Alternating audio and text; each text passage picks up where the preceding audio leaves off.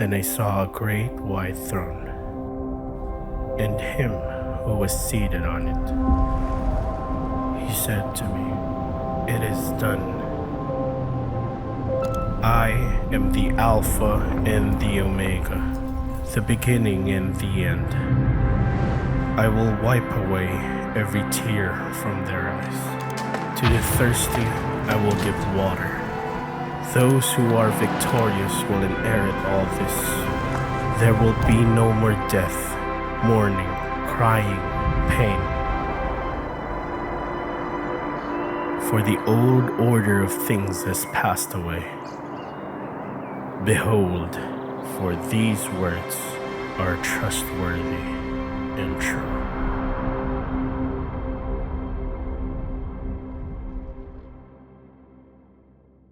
Good morning, church. Good morning, 9 a.m. service. For those na nasa taas po, pwede po tayong bumaba dito and let's gather here and worship our God this morning. Magandang umaga po sa ating lahat. And as we worship God ngayong umaga na to, may we be reminded na we are part of something or so much bigger than ourselves. Aside from us, there's a global family of believers who are gathering every Sunday to worship God. Aren't you grateful that we are here together and we can worship God, we can sing songs to Him? And hindi lang tayo na nandito ngayon sa Cinema 5 yung nag-worship kay God. There's a global family of believers who are coming week in, week out to worship God.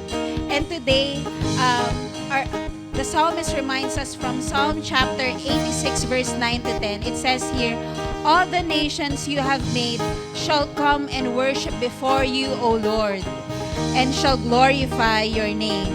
For you are great and you do wondrous things. You alone are God." That means, church, na yung worship natin kay God today, we join the chorus of every nation, every family, proclaiming that our God alone is worthy. And the God that we serve, just as how He is our personal Savior, He is also the Lord of all creation, the one who performs wondrous things, and the only true God. And so today, as we worship God, let that be the posture of our hearts this morning, that we are coming to worship before God because He is great and He does wondrous things. Let's pray. Let's lift our hands to our God. Let's pray together. Lord, good morning. Maraming salamat, God, that you have gathered us together in this place. Lord, we acknowledge that all nations and all creation bow before you, O God. You are our creator.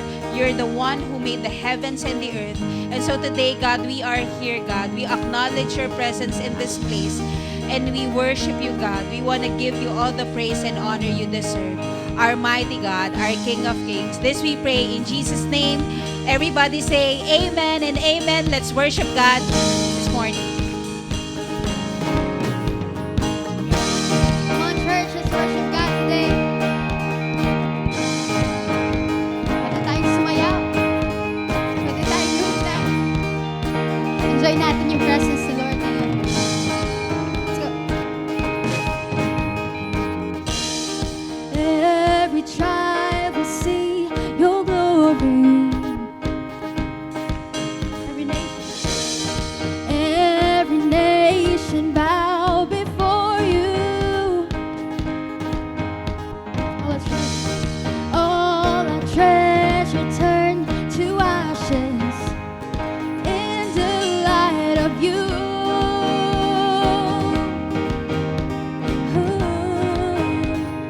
As we're singing holy, it's the Lord Almighty.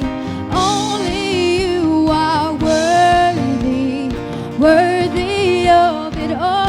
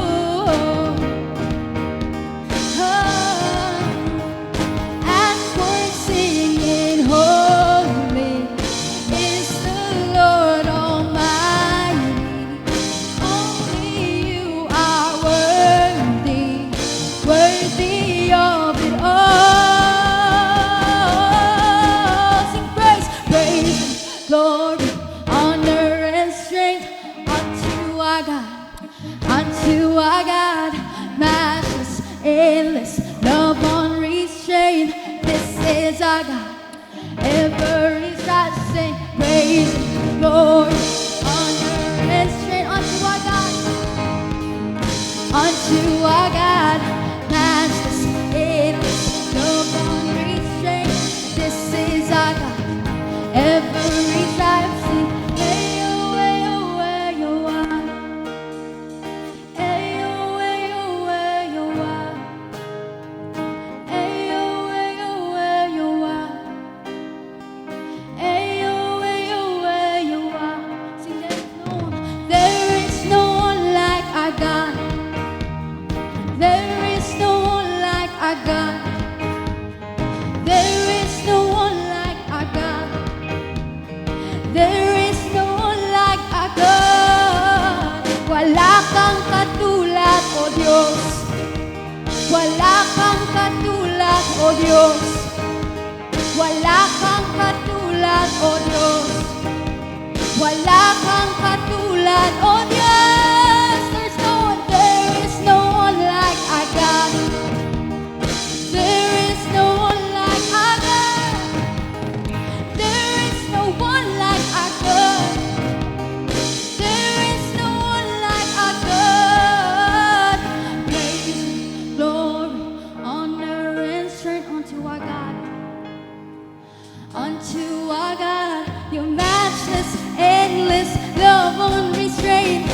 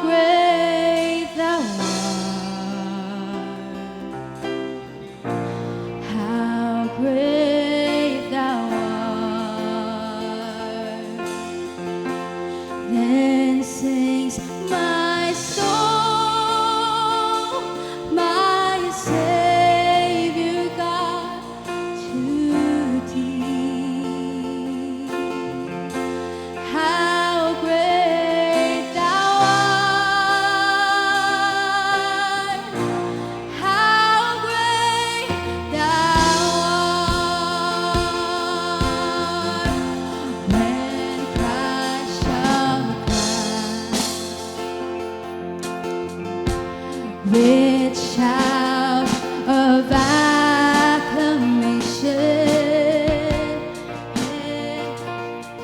Behold, what joy shall fill my heart. And I will bow in humble adoration, and we proclaim,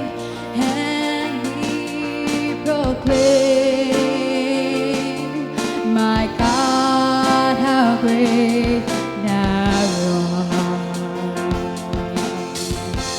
Then sings my soul, my Savior God, to thee.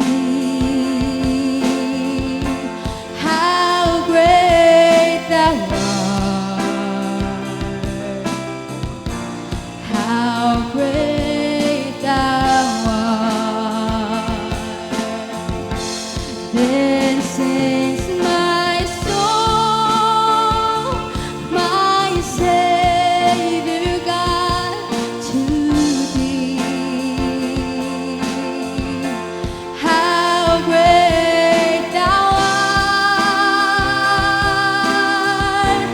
How great thou art.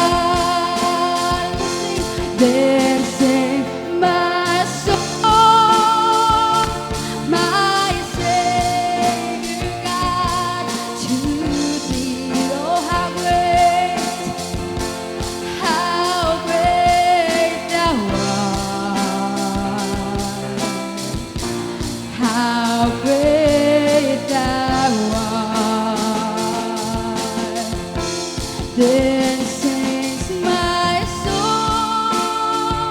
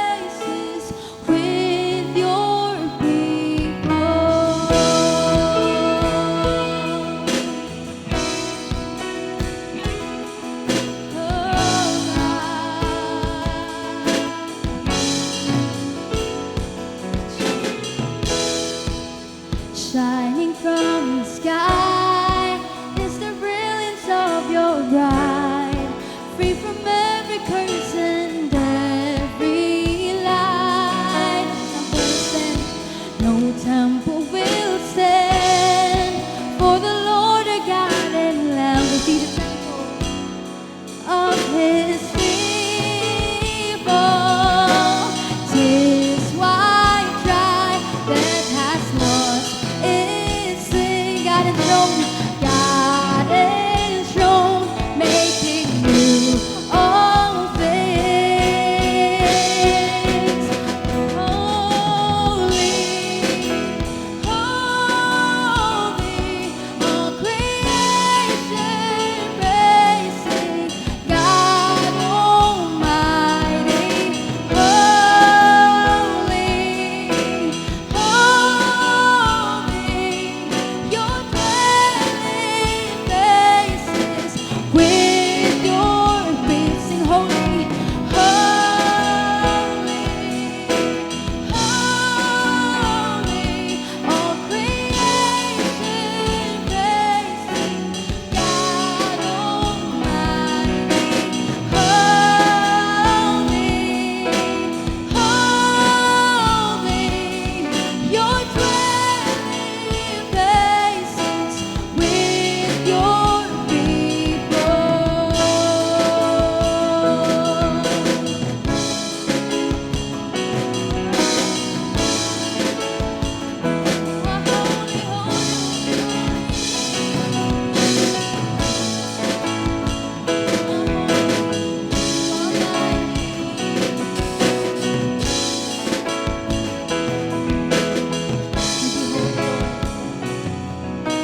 Behold the Lord in all His majesty. Behold the Lord, He is the King of kings. Behold the Lord in all His majesty. Behold the Lord, He is the King of kings. Behold the Lord in all His majesty. Behold the Lord, He is the King of kings. We behold, behold the Lord. Behold the Lord, He is the King of kings.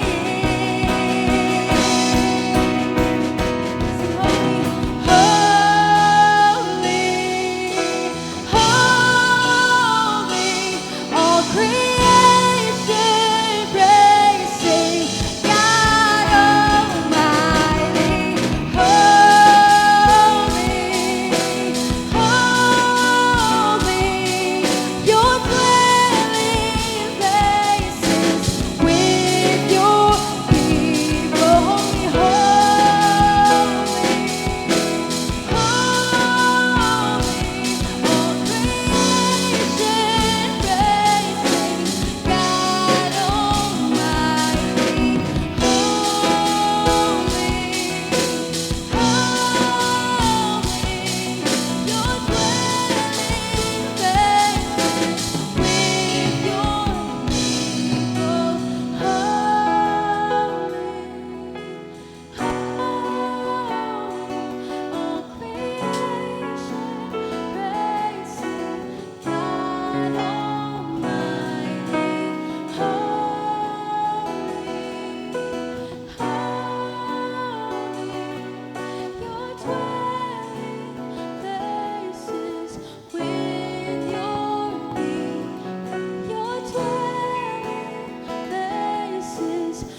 With your people, your dwelling places with your people.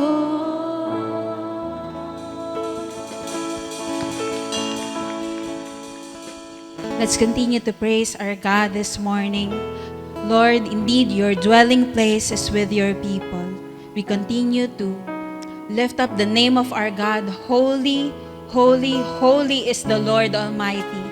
God, today, we want to behold your majesty. We want to behold your glory, Panginoon. Lord, as we come into your presence, God, Lord, ikaw yung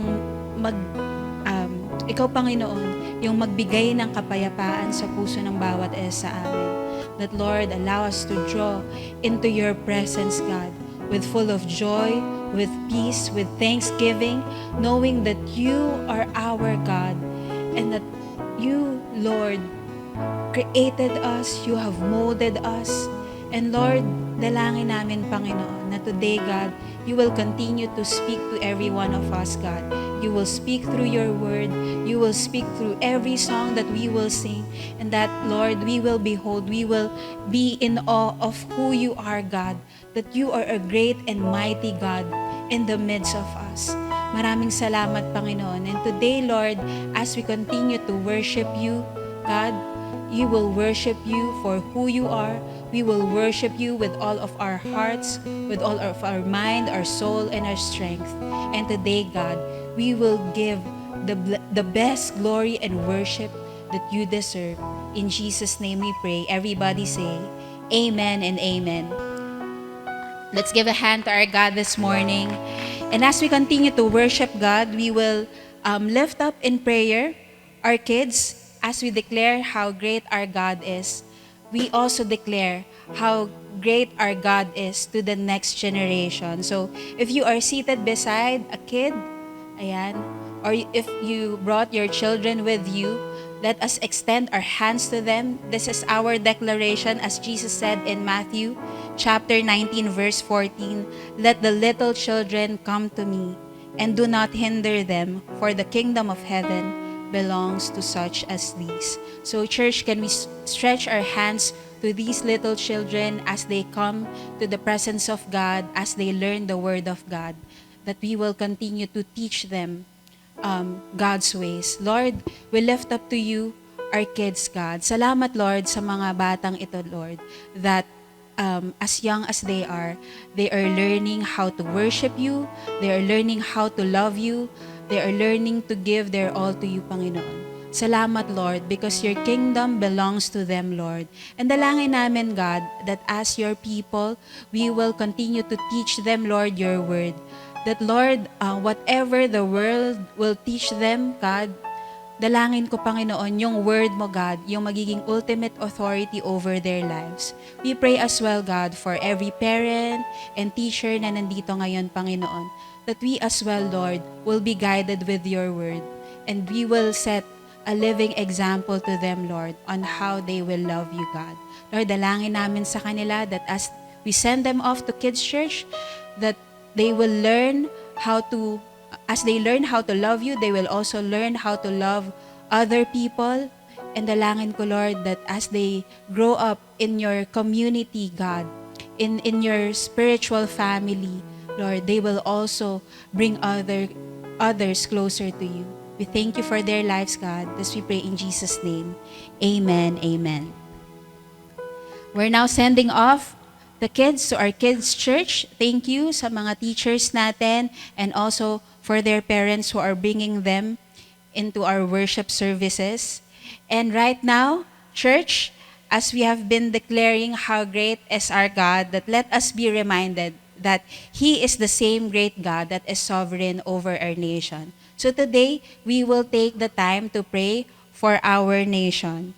That even in the midst of challenges and recent events happening in our nation, no, last week lang pinag-pray natin yung Cebu, and just this week, just this past few days na yung isang lugar naman sa Davao, yung niyanig ng lindol. So let's stand together in faith and lift our nation to the Lord. So we'll take the time and for 2 minutes to pray for our nation.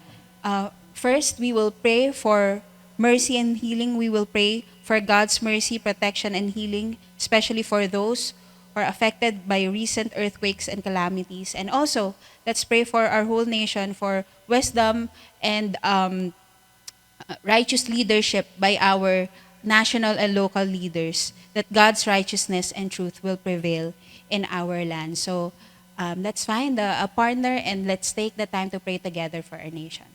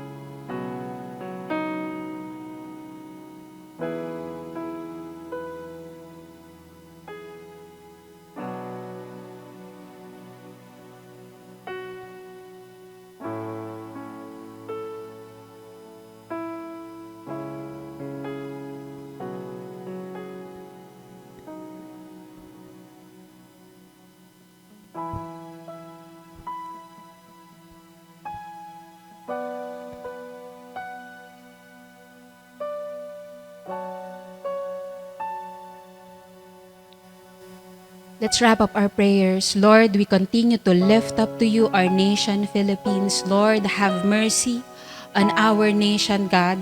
Lord, dalangin namin, Lord, that you will continue to heal, God, our land. Most especially, Lord, those who are affected by the recent earthquakes and calamities that are happening in our nation. Lord, I pray, God, that our people, Lord, our nation will learn how to call upon your name, Panginoon. And dalangin namin, God, that in the midst of these, Lord, your people, the people who worship you in spirit and in truth, will be the one, Lord, to also guide those who are lost, God, na tumawag sa pangalan mo, makilala ka nila, Panginoon, to call upon your name, God, and to, Lord, bring your light to these people. And Lord, we also pray for our leaders, for our government leaders, Panginoon, that Lord, as your truth will prevail, God, your justice will prevail, Panginoon. Dalangin namin, Panginoon, that Lord, leaders will rise in our land, in our nation, that your righteousness, God, your justice will prevail over our nation, Panginoon. And we believe, Lord, that as we continue to share your word, to preach the gospel, Lord, dalangin namin, Panginoon, that your truth, Lord, will guide every one of us, God, on how we will live as the citizens of this nation, Lord. And also, God, dalangin namin, God, you will call forth leaders who will be accountable, God, and righteous in the way they will lead our nation. Maraming salamat, Panginoon. And indeed, Lord, blessed is the nation whose God is you. Salamat, God, in Jesus' name. Amen, amen. Let's give a hand to God. And as we continue to worship God, right now we will worship God through sacrificial giving. Let me call on one of our life group leaders, J.M. Florerita, to exhort to us in our time of sacrificial giving. Good morning, Life Novaliches. Good morning, everyone. Let's continue to worship our God through sacrificial giving. By the way, I'm JM. I'm one of the life group leaders here.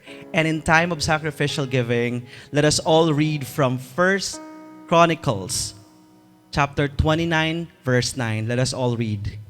Then the people rejoiced because they had given willingly, for with a whole heart they had offered freely to the Lord. David the king also rejoiced greatly. Wow. Just to give you a quick context for this word, or for the First Chronicles, in this chapter, King David is already old. And in his final address to the people of Israel, he describes the abundant, or their abundant and joyful gifts for building the temple. He then leads the assembly in a prayer of thanksgiving. Isn't it also the same sa atin po noon as a church and as individual, of course, that there is a joy in giving. There is a joy in sacrificial giving to our God. And it's also emphasizes in this verse that they had given willingly, not in compulsory. Hindi walang nagpilit sa kanila, but they given it willingly, offerings to the building of the temple. Because on this time, King David is about to take charge of his son, King Solomon, his son Solomon, because he's already old.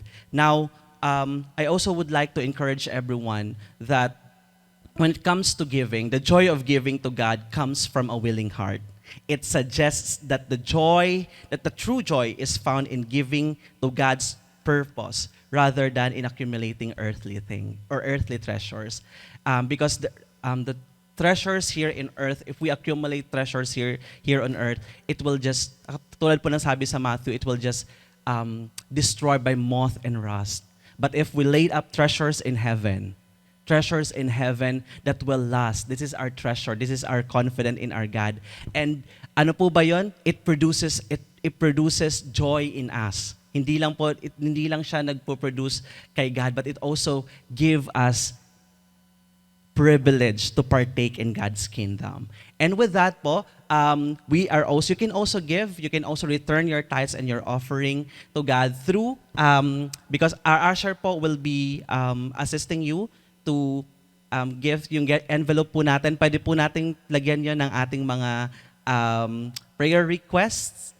And our usher po will collect that. Also, we have also our avenue in our GCash. You can also scan that. Meron din po tayo sa booth, PayMaya, and we also have our account in BDO. At the same time po, meron din po tayong giving box po na nandun sa entrance po natin, the silver box. So you can also drop po yung inyong pong envelope or tithes and offering. And with that, let us pray. Lord, we thank you, God, for you first, Lord, is the one that given, Panginoon, give sacrificially to us when you lay your life, God, for us to purchase our sins, Panginoon. And God, as of today, Lord, we are declaring, Lord, that despite of what is happening, Lord, destruction after destruction, you will make things new.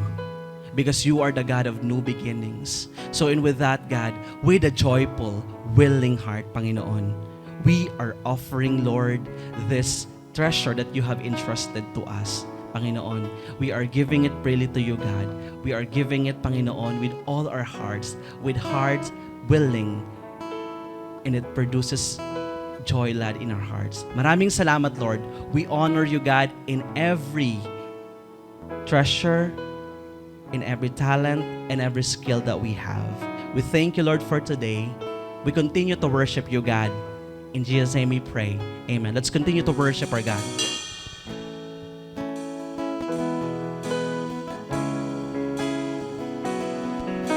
Behold the Lord in all his majesty.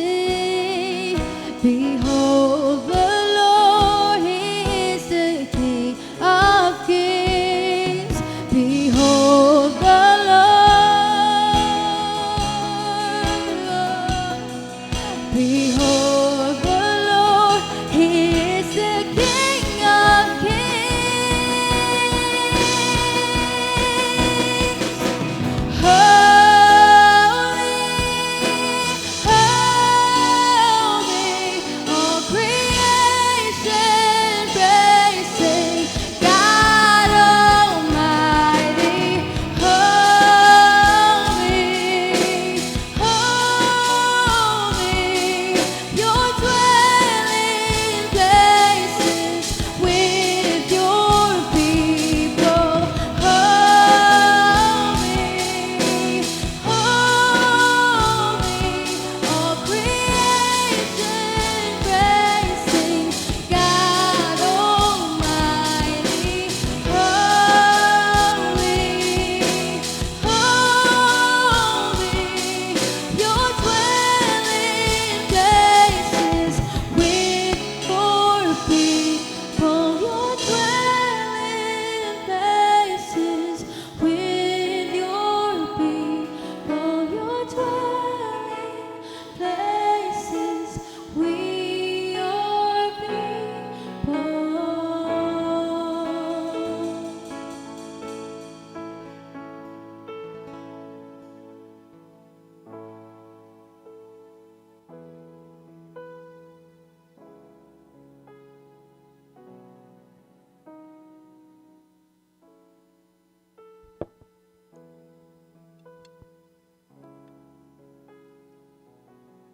Pahayag 21, verse 1. Pagkatapos nito, nakita ko ang bagong langit at ang bagong lupa.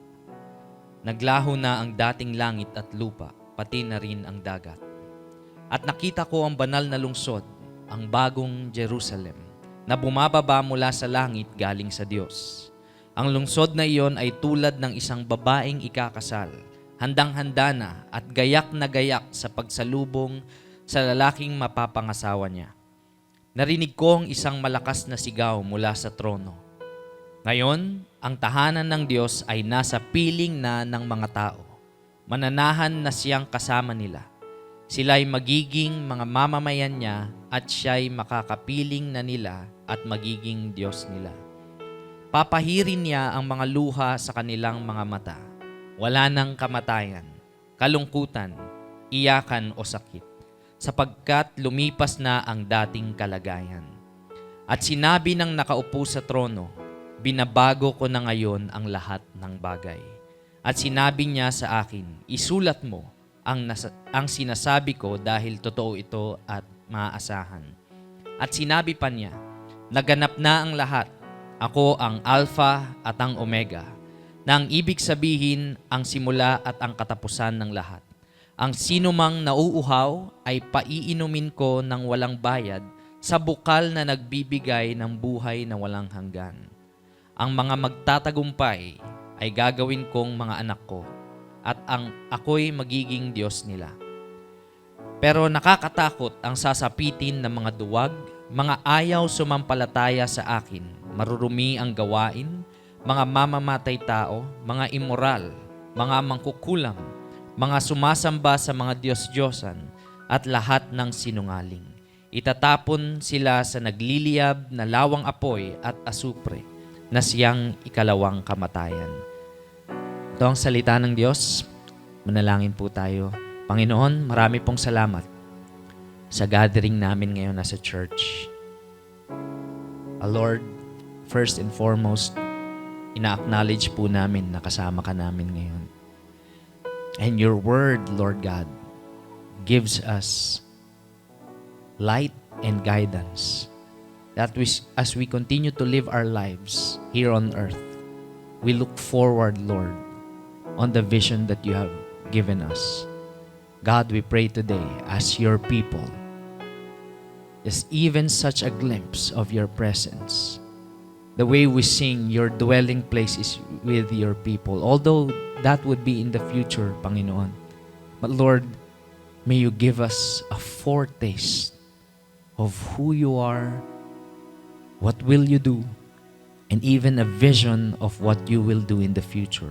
For you said in your word, for there are no prophetic vision, people perish.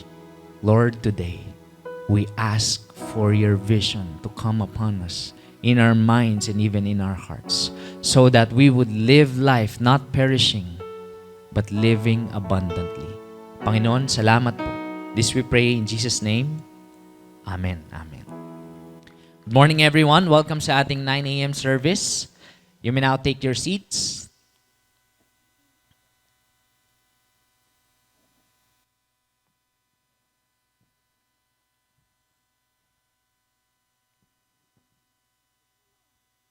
Yan. Magandang umaga sa ating lahat. Can you say to the person seated next to you, good morning? Gusto ko sanang mag-Merry Christmas para mag-countdown na tayo. Ano? Pero medyo matagal-tagal pa. And although sa Pilipinas, di ba, September pa lang, Pasko na. But I want to focus more on the topic for today, lalong-lalo na tayo po ay nasa last part na ng series natin entitled Great White Throne. Before I continue, let me just show a picture of my family. My family and I serve together for Life Novaliches sa iba't ibang paraan, hindi lang sa 9 a.m. service. But I hope na, yun, siya yun, okay? That's my son, Peter. And we're really glad serving our church for many years now. And nakakatuwang isipin na we've been doing this for many years and still, God has been giving us the grace to serve. One of the things that we are serving as a couple and as a family is our Real Life Foundation. Ilan po sa inyo familiar kayo sa Real Life Foundation? My wife served before nung 2019 up until now pa rin naman, but before she used to serve as a full-time admin ng Real Life Foundation at kamakailan lang kailan ba 'yon? This week lang meron tayong isang scholar ng Real Life Foundation na graduate. Palakpakan naman natin si Kyla Latorre, and I'm sure na yung kanyang parents ay proud na proud sa kanya. And speaking of lalo na yung topic natin ngayon, it talks about the new beginning. Kyla has just graduated her 4-year course, 5-year course, engineering, engineering student. And nakakatuwang isipin na kapag ang isang tao o kapag isang estudyante graduate sila, although that would be the end of their schooling or academic life or mga requirements, ganyan, pero it also opens a new beginning. Diba? Lalo na, sasabihin ng mga young pro na makakadaupang palad niya, welcome to the real world. And then, hindi naman nakakatakot na invitation. But it can also be an encouragement. Welcome to the real world, corporate world. O kaya, young professionals sa ministry natin, usually they transition from campus ministry to young pro or singles ministry. Ayan. So, it's a new season. It's a new beginning. Katulad nga ng isang kanta na medyo familiar yung mga batang 90s. Every new beginning comes from some other beginning's end. Naks, ang lalim. Napaghahalataan yung edad ko. Sige, iba na lang. Ibang kanta na lang. Pag ganun no, bakit kaya pag nandun ka na sa kailangan mo ng kanta, wala ka maalalang kanta? Diba? Sa video okay, ganun din. Have you ever, yes, halatang, okay, so much for that. The reason why I'm opening that up is because we're gonna talk about the new beginning na binanggit sa Revelation chapter 21, yung binasa natin kanina. Revelation 21 verses 1 to 8. So, again, if you have your Bibles with you, open it in Revelation 21 verses 1 to 8. Katulad ng sinasabi ko, si Kyla, she is now in her new beginning, new season. And sometimes, sa mga estudyante dito, no, how many of you here, sometimes you want to pursue life, thinking of the future, medyo futuristic. Diba? Yung iba naman, medyo may pagka, what's present now is important. Yan. Sa new season or new beginning, sometimes we can be lost at times kung ano yung papupuntahan natin. Kahit na ikaw ay estudyante, graduate, o kaya ikaw ay graduate na, tapos transitioning to a young pro, or kahit ikaw ay single transitioning to a married life, or even to adulting. Sometimes we get lost on what to do now, what's next, kapag hindi natin alam yung patutunguhan natin. That is why it is very important that we can have a picture of not just the end times, but after the end times, what's next or the new beginning. I remember a time nung this was in 2014 ata yun. Kakagraduate ko lang. And 1 year after, syempre naghanap na ako ng work. Yan, para may masabing may work na ako. And I get lost. Yes, meron akong trabaho, pero ano bang maano ko sa future? Si Pastor Tim, one of my mentors, at saka really coaching me, not just in career path, but also in life. Pero specifically dito sa time na to, he coached me to start or begin with the end in mind. Have you ever heard of that? Begin with the end of mind. Sabi ko, anong end yun? Wala akong ma-picture na end eh. End of the world lang yung alam ko. But, syempre, si Pastor Tim nag-adjust sa limitasyon ng aking pag-iisip. Sabi niya, sige, ano lang tayo, 10 years from now, how do you see yourself? Sabi ko, 10 years? Ano yung taon na ako noon? By the time I was 21, if I'm not mistaken. 20, 21, sabi ko, gusto ko maraming pera. Gusto ko mayaman, gusto ko yumaman. Tapos, gusto ko makatulong ako sa church. Kasi by this time, I've been following Jesus already. So sabi ko, gusto ko makatulong sa church. Paano ba yung ano ba yung tatahakin kong career path? Kasi yung course ko is a general course called entrepreneurship or business ad sa ibang ano. Tapos marami pang major yon. Nung time namin, wala pang major. Yung time nila Janice, meron na sa QCU. So, anong bang papasukin kong trabaho? Pwede naman akong mag-medical representative. Pwede man naman akong ako, Pastor Tim, mas gusto ko sana yung nag-work on the field kesa sa office. Kasi gala akong tao eh. Yeah? So, at saka sabi ng mga kaibigan ko, nasa sales daw yung commission, the Great Commission. So, kasi nga, wala akong patutunguhan masyado. So, gusto ko lang yumaman, ganyan, and somehow makatulong sa church. But buti na lang, di ba? Our coaches really help us in navigating life and adulthood at that season. Sabi niya, begin with the end in mind. So, syempre, kasama na dyan yung career path, yung purpose mo sa buhay, yung gusto mo bang magkapamilya o hindi. So, nandyan na, pinagpaplanuhan na namin. Yan, sinabi ko na sa kanya, meron kasi akong crush sa church.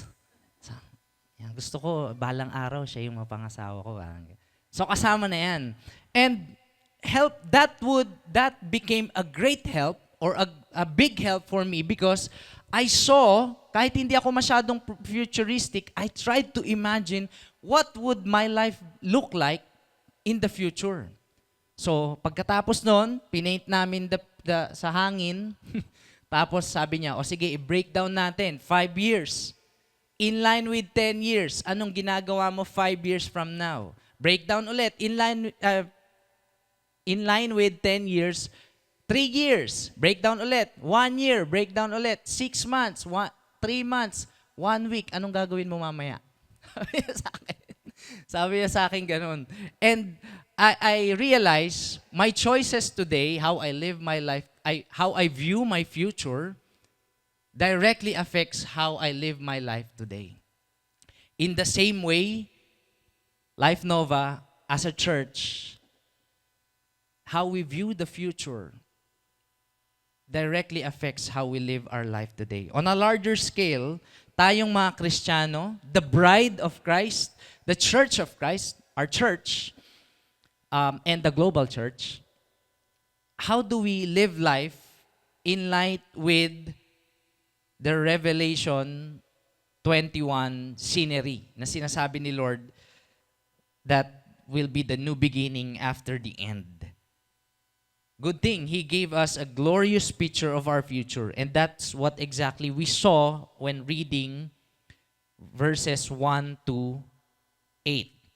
So, tignan lang natin ano itong mga vision or ano itong picture na to of the future. Ready na ba kayo? Tignan natin, how did the Apostle John receive the revelation of the vision in the future? Hence, it encourages him to give his life, to live life, kasi he already gave his life to Jesus, but to live life according to the will of Jesus. One is this: the whole creation will be new and glorious. Verse 1, sabi doon, then I saw new heaven and new earth, for the first heaven and the first earth had passed away, and the sea was no more. Sabi niya doon, new heaven and new earth. All things will be, in verse 5, in-echo pa, all things, I will make all things new.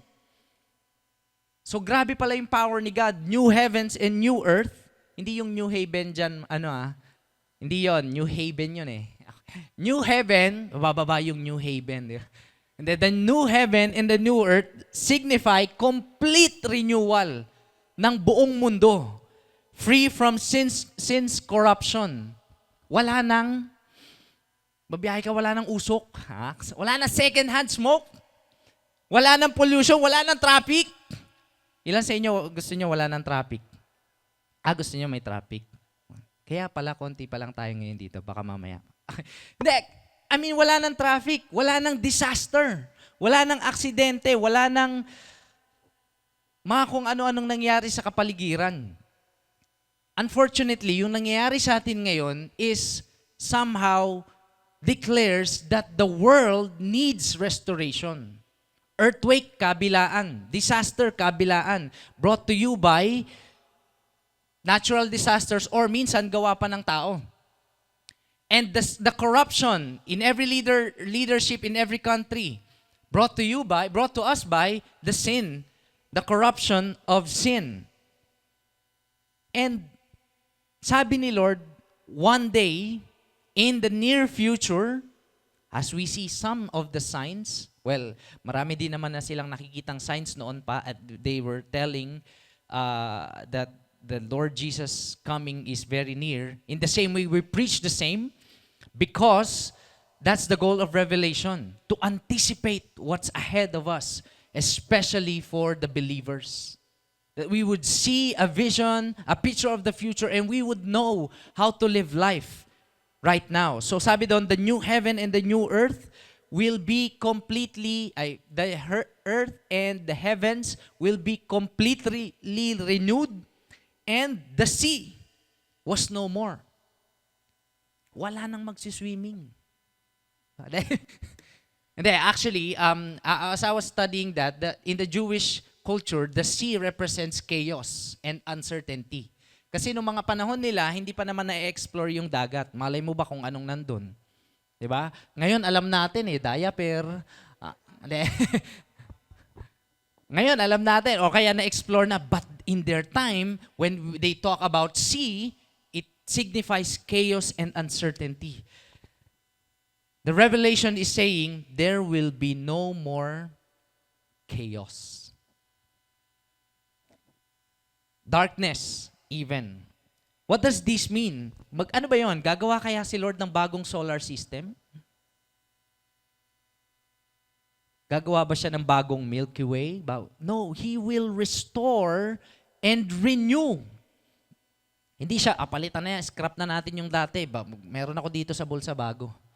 No, but He will renew creation, make it new, and according sa Romans chapter 8:21, and this is what's happening in our time today, Romans chapter 8 verse 20 to 22, sama na yung 22, for the creation was subjected to futility, kasiraan, not willingly, but because of Him who subjected it. It is the power of darkness and also the passivity of Adam.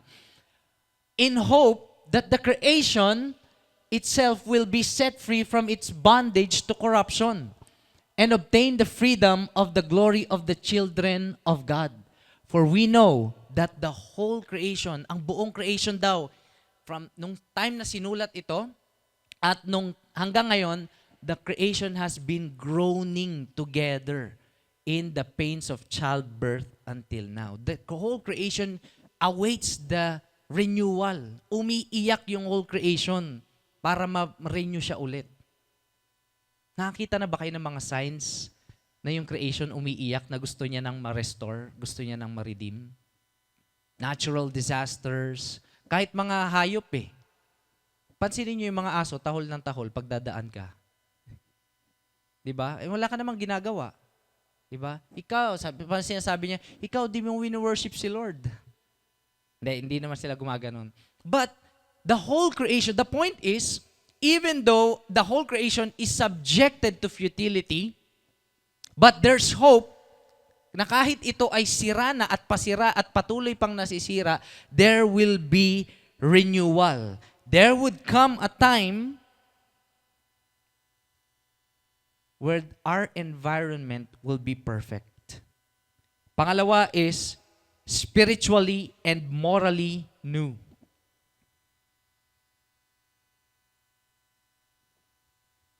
Spiritually and morally new. Yan. Let's look at the verse. And I saw the holy city, New Jerusalem, coming down out of heaven from God, prepared as a bride adorned for her husband. This talks about, nung week 1, naalala natin, that the church, us, is like a bride being prepared, holy and pure, before his husband, Jesus Christ. So, the holy city, the New Jerusalem, talks about the church. Us. Hindi ito yung, there's this, nung graduate ako ng campus missionary, I tried preaching the gospel to students sa bayan, and I encountered a belief na talagang adult na sila, and they were preaching to me, parang ano yun anong tawag dito? Showdown, parang gano'n. They were preaching a different gospel which says the New Jerusalem is God the Mother. Have you ever heard of that? That's not true. That's a lie.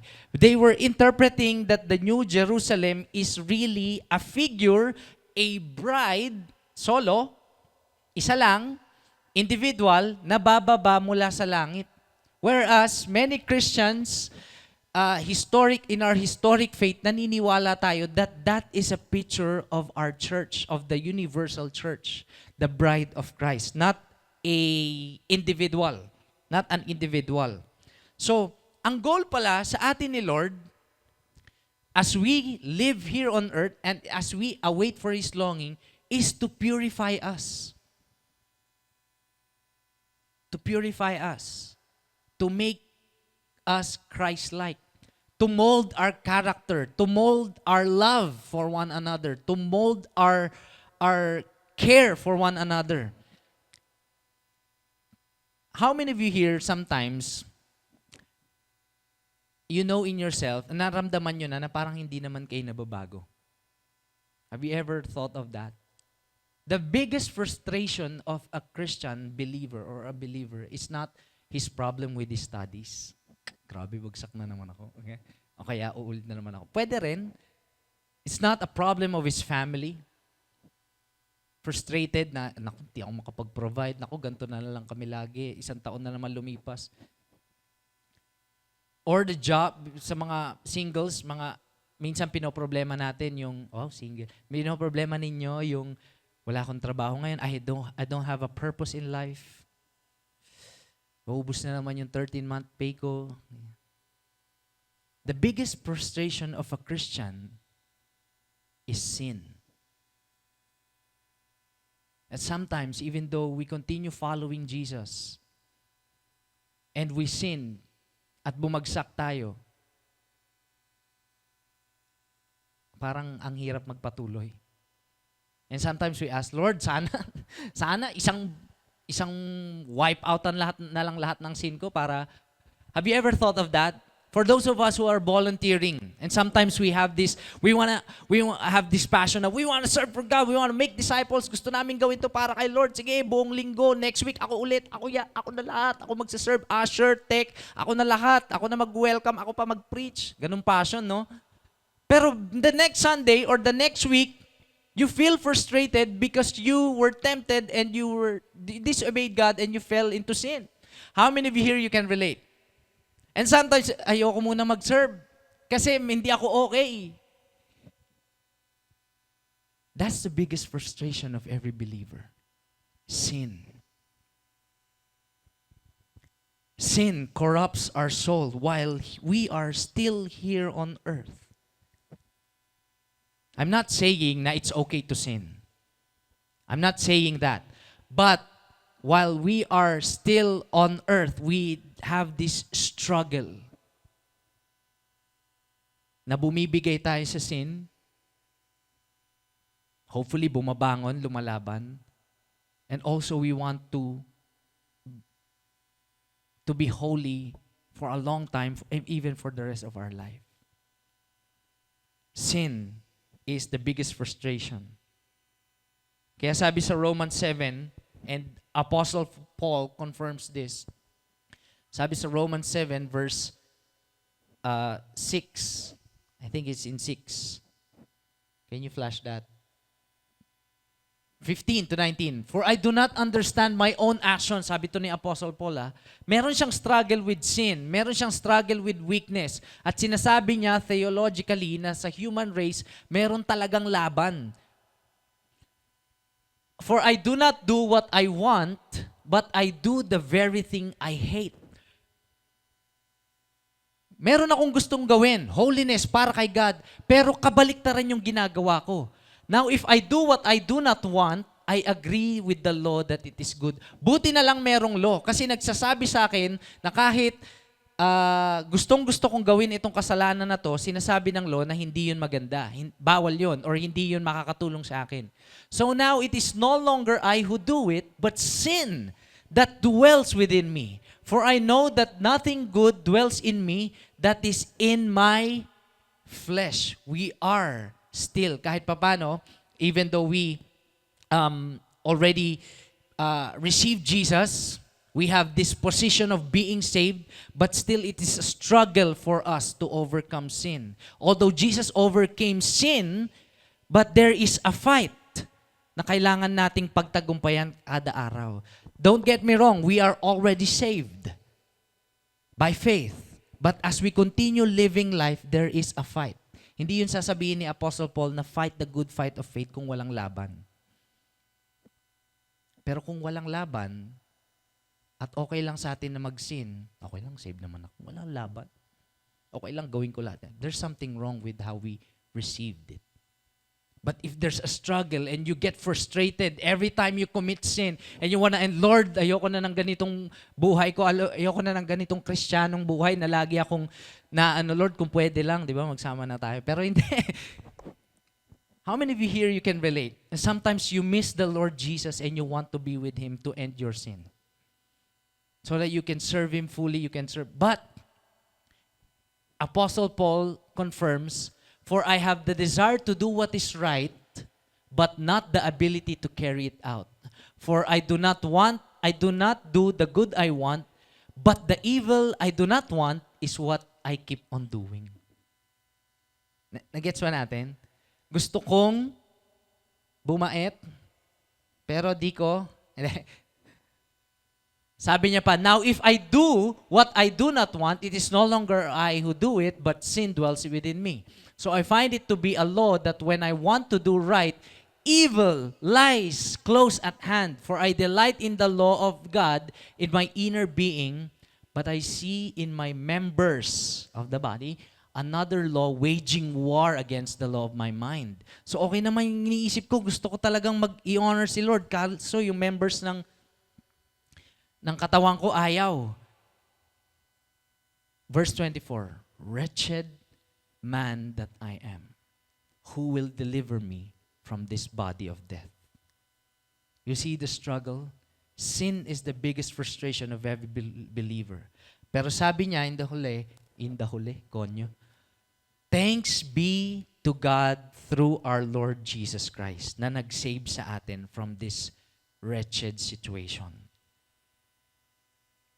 And so, in the new heavens and new earth, as God makes all things new, we will be redeemed fully, completely. We will be spiritually and morally new. Pangatlo, our togetherness with God will be made new. Verse 3, and I heard a loud voice from the throne saying, behold, the dwelling place of God is with man. He will dwell with them, and they will be His people, and God Himself will be with them as their God.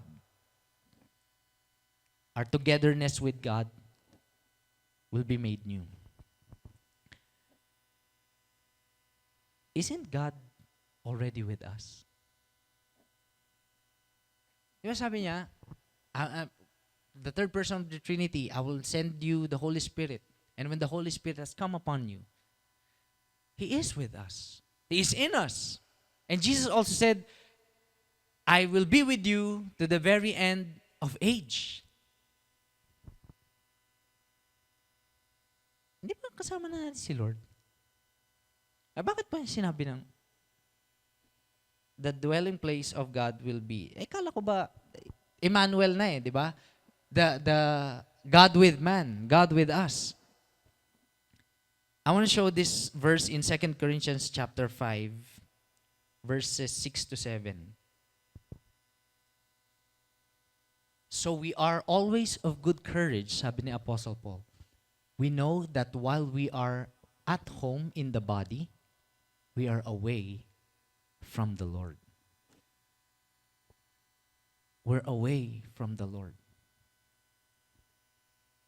Yes, we pray. And alam naman natin, nararamdaman pa nga natin when we worship, when we make disciples, when we evangelize, when we suffer and we pray, when we worship, when we give, tapos masakit, tapos tinatapik, sa feeling mo tinatapik ka ni Lord, that's for me, anak. Di ba? Talagang, okay, di ba, kasama natin si Lord. But there is still a time that we will meet Jesus face to face. But now, verse 7, we have to live by faith and not by sight. Even though we are away, we look forward by faith. We live by faith. That one day we will be with God and we will see Him face to face. Minsan nga, pag narinig ko yung mga maliit na bata, especially yung pamangkin ko, pag tinanong siya, siya nagtanong, where is Jesus? Mayroon namang batang nagtanong sa inyo nun, siguro anak nyo or pamangkin nyo, where's Jesus? The default that we say is, di ba? Gaganon ka pa. In our hearts. The theological way to say is, He is in the right hand of the Father. So, pag tayo tinanong, I hope that we would not just, in a rush, sabihin natin, it's heart, magigets mo din yung balang araw. I hope that they would also see an anticipation for us that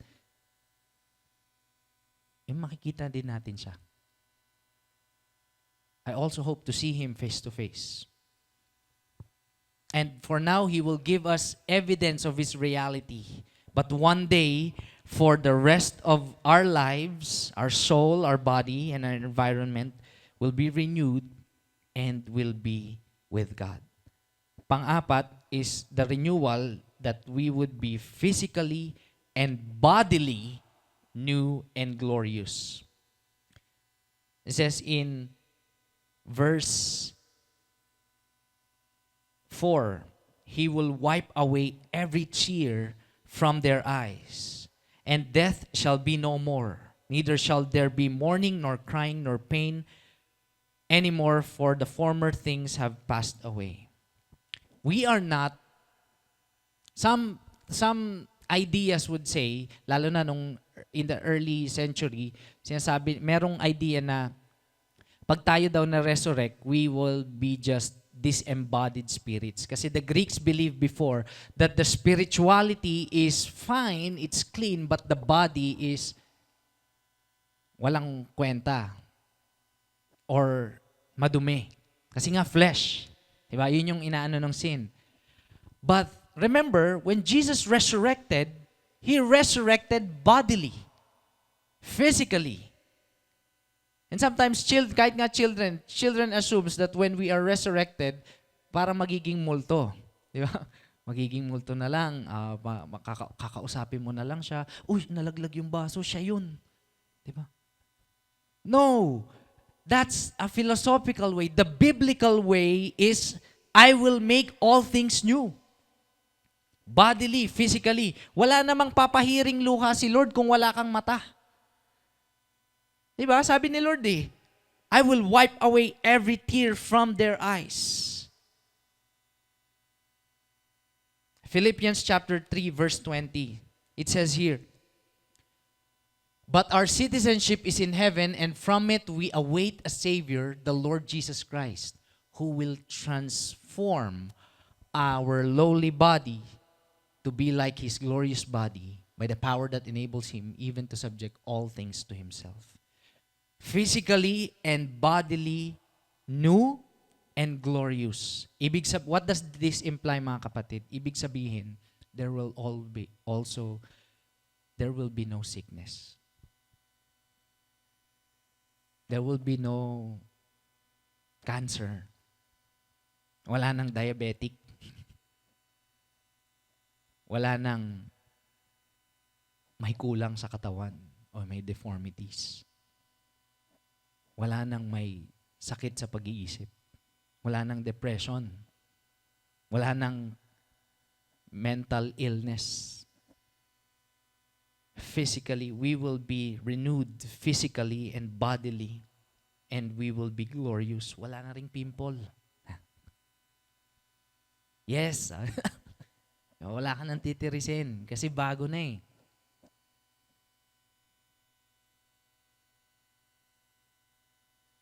There will be no deformities. Kaya nga even in the ancient times ng early church, when they prayed for the sick, it is being restored. It's like a glimpse of what's going to happen in the future. And I want to say this and declare this. God has no intention of leaving anybody in that condition who trusts in Him. Lahat i-restore ni Lord, lahat ng wala nang sickness. Walang maiiwan na merong ailment. Isn't that a good news? Walang maiiwan na merong kulang. Lahat i-restore ni Lord. At kahit pa yung merong autism, God will restore that. And in the new city, in the new heavens and new earth, we will live life together. Normal, original creation. Physically and bodily new and glorious. Verse 5, sabi ni Jesus, behold, sabi ni God, behold, I am making all things new. Also, He said, write this down, for these words are trustworthy and true. Aside from throne, o sa panahon natin ngayon, pag minartilyo na yan ng judge, it's final. It says here, not just a throne, but an oath. Write this down. It's an oath na sinasabi na ang salita ng Diyos ay final and walang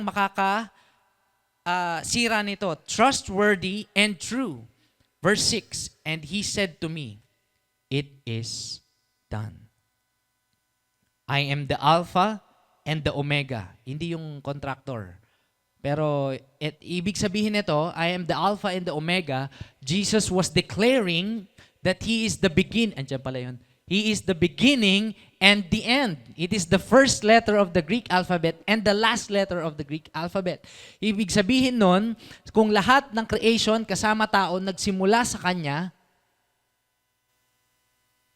din yung huli.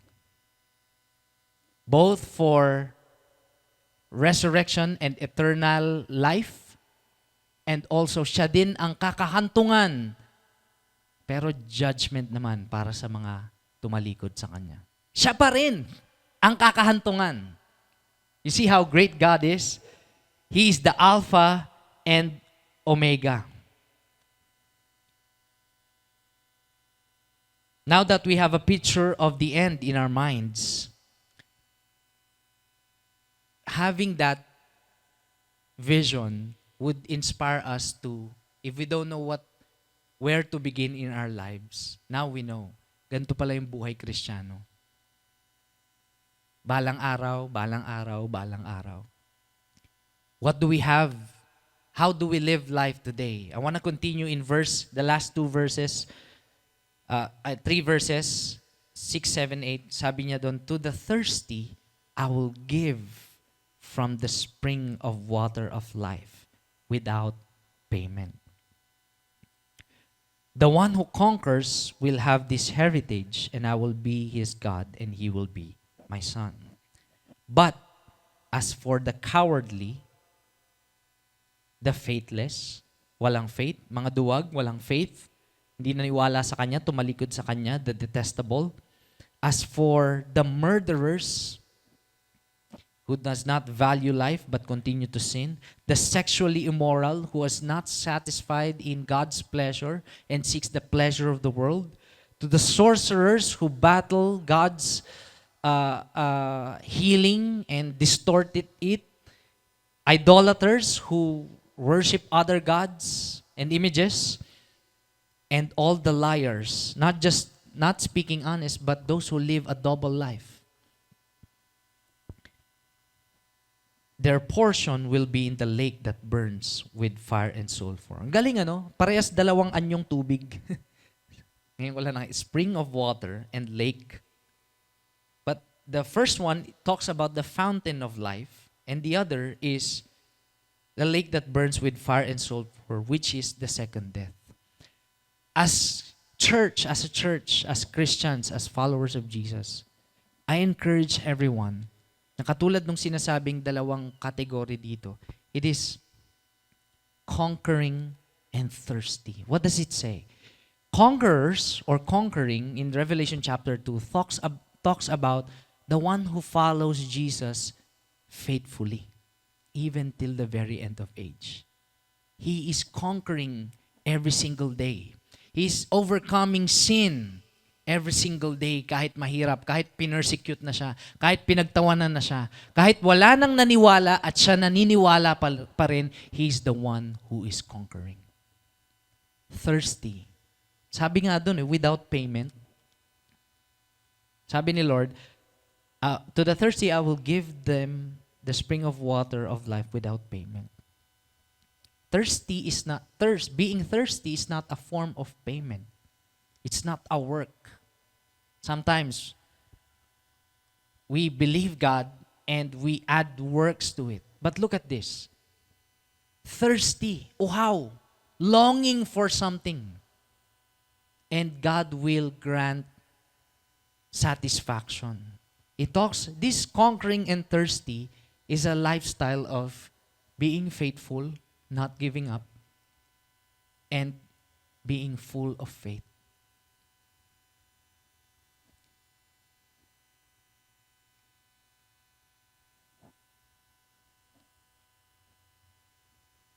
As we end, I want to encourage everyone with this. If we're lost, some of us are lost in the midst of our change of season. Lord, nag-change ako ng season. Di ko na alam kung saan ako papunta ngayon. Alam ko naman yung career path ko, pero yung spiritual walk ko kay Lord, sa'yo, Lord, I don't know where it's going. And I want to reset. Kung pwede lang mag-restart. I have good news for you. The vision God has given us is a picture of the future so that we can begin with the end in mind. But also, for some of us here, that somewhere along the way, napagod tayo o hindi natin, andyan pa rin naman tayo, kaya lang hindi na natin alam kung ano yung gagawin natin. Sometimes, hindi natin alam kung ano yung next. Lalo na sa mga nagsiserve, sometimes we get lost in serving. And ba't nga ba ako tumutugtog? Ba't nga ba ako nagsiserve kay Lord? Ba't ko nga ba ginagawa to? Bakit ba ako nagsasakripisyo? And sometimes when we don't see the vision, we lose heart.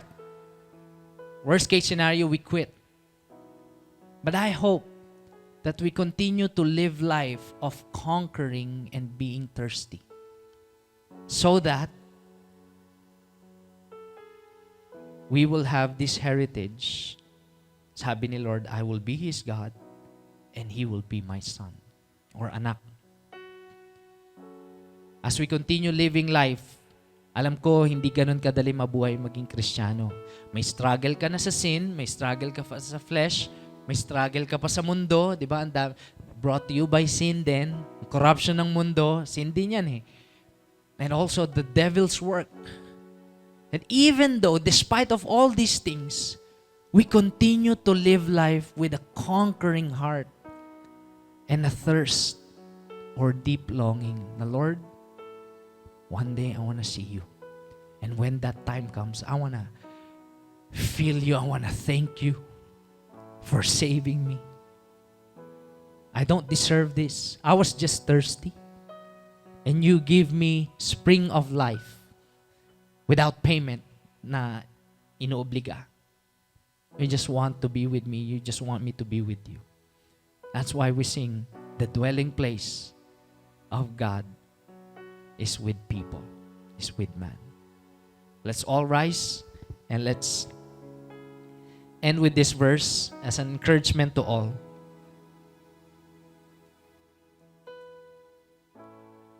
If then you have been raised with Christ, seek the things are above, where Christ is, seated at the right hand of God. Set your minds on the things that are above, not on the things that are on earth. For you have died, and your life is hidden with Christ in God. When Christ, who is your life, appears, then you also will appear with Him in glory. Lord, hear we us, Lord, your people. Panginoon, search our hearts today. Some of us can admit, Lord, maybe somewhere along the way we're lost.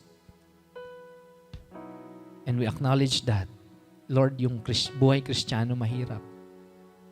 There's this struggle of sin and even what's going on in the world.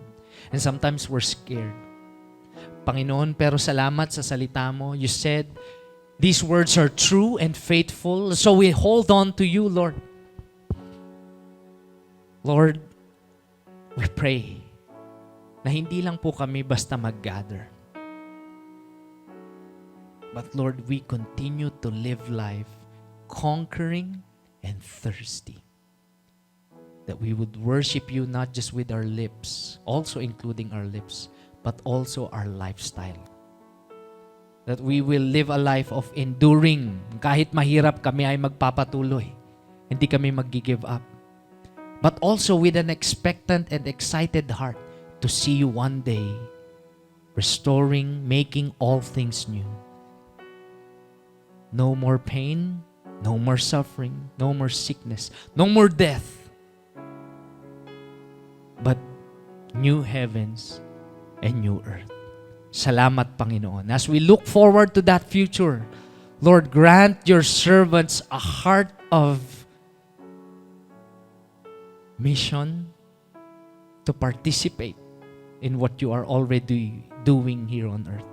Lord, maalala lang namin, we were once lost. In fact, kung walang nag-share sa amin ng gospel, baka hindi kami kasali. Pero thank you, Lord.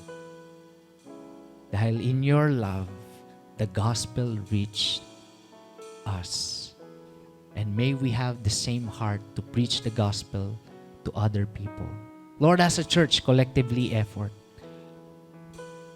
Give us the grace to plant more churches where we preach the Word of God. Give us the grace to build more campus ministries where we preach the Word of God to students. And lo and behold, we would come together in practice of what's about to happen, worshiping you together with a faithful heart, with a conquering heart, and a thirsty heart, Lord. Thank you, Lord. We worship you from the bottom of our heart. We await for your coming. We deeply long for your coming, Lord Jesus, the name that is above every name, the name that is above every situation, sickness and death, Lord God, the conqueror, the ultimate Savior and Lord of all, our Lord Jesus. We love you. We honor you. In Jesus' name, amen and amen. Let's worship God.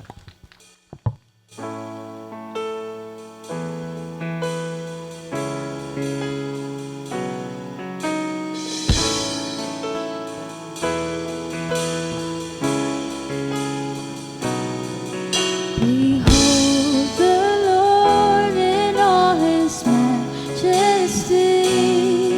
Behold the Lord, he is the King of kings. Behold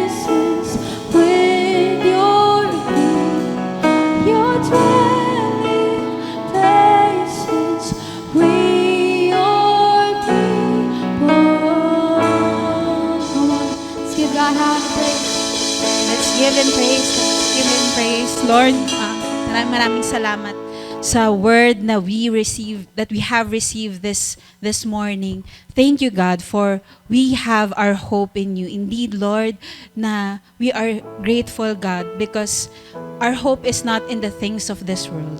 Our hope is in you, God.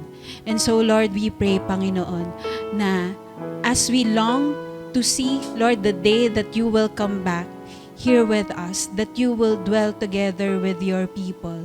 That, Lord, on that day, when you will wipe every tears from our eyes, that you will remove every pain and suffering, and we will live together with you, God. Lord, dalangin namin that we will persevere in our faith with you. We will continue to walk with you. Even, Lord, at the times of suffering and pain and challenges, we know that we can persevere. We know that we can move forward because we have you, God, and our hope is in you. You will dwell together with us, Panginoon. Maraming salamat, God. We continue to glorify you, to honor you, to praise you, God. In Jesus' name we pray. Amen and amen. And that's a wrap for our series, The Great White Throne. Thank you for joining us. And we will be starting a brand new series next week, so we hope to see you again. Maraming salamat po for attending our 9 a.m. service. Let's continue to love God and love people.